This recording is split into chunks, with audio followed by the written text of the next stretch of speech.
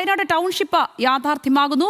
178 കുടുംബങ്ങൾക്കുള്ള വീടുകളുടെ താക്കോൽദാനം ഈ മാസം 25-ന് നടക്കും. മഹേഷ് ചന്ദ്രൻ വിശദാംശങ്ങളുമായി ചേരുകയാണ്. മഹേഷ്, അങ്ങനെ യാഥാർത്ഥ്യത്തിലേക്ക് വരുന്നു കാര്യങ്ങൾ. ഏറെ സന്തോഷം. കേരളത്തിന് അഭിമാനകരം. ഈ കുറഞ്ഞ നാളുകൾ കൊണ്ട് തന്നെ ഇക്കാര്യങ്ങൾ പൂർത്തീകരിക്കുന്നതിൽ എന്തെല്ലാമാണ് പുറത്തേക്കെത്തുന്ന വിവരങ്ങൾ?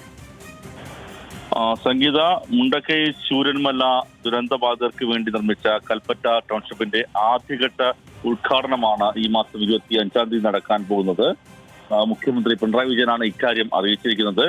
ഇത് 178 കുടുംബങ്ങൾക്കാണ് അവർക്ക് വീടുകൾ നൽകുകയാണ്. ആ ടൗൺഷിപ്പിന്റെ ആദ്യഘട്ടമായിട്ടായിരിക്കും നൽകുക.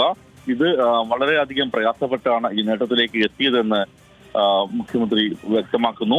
നാടിനർഹമായ സഹായങ്ങൾ നിഷേധിക്കപ്പെട്ട കഷ്ടങ്ങളുണ്ടായി. ഇതുപോലെ ഈ ഉദ്യമത്തെ കരിവാരിത്തേക്കാനും തകർക്കാനും ശ്രമങ്ങൾ തീർച്ചയായിട്ടും ഉണ്ടായെങ്കിലും ജനങ്ങൾ സർക്കാരിനൊപ്പം നിന്നു എന്ന് മുഖ്യമന്ത്രി പറഞ്ഞു. ആ കരുത്തിലാണ് സർക്കാർ മുന്നേറിയെന്നും അദ്ദേഹം വ്യക്തമാക്കുന്നു. ഈ മഹാദൗത്യത്തിൽ സർക്കാർ ജീവനക്കാരും തൊഴിലാളികളും സാധാരണക്കാരും മാത്രമല്ല സ്കൂൾ കുട്ടികൾ വരെ അവർക്ക് കഴിയുന്ന തരത്തിലേക്കുള്ള സംഭാവനകൾ നൽകി, സഹകരണം നൽകി. അതിന്റെ അടിസ്ഥാനത്തിലാണ് നാടിന്റെ ഇച്ഛാശക്തി പ്രതീകമായി ഇപ്പോൾ കൽപ്പറ്റയിൽ ടൗൺഷിപ്പ് ഉയർന്നിരിക്കുന്ന മുഖ്യമന്ത്രി വ്യക്തമാക്കുകയും ചെയ്യുന്നു. 178 വീടുകളാണ് അതിജീവിതർക്കായി കൈമാറുന്നത്.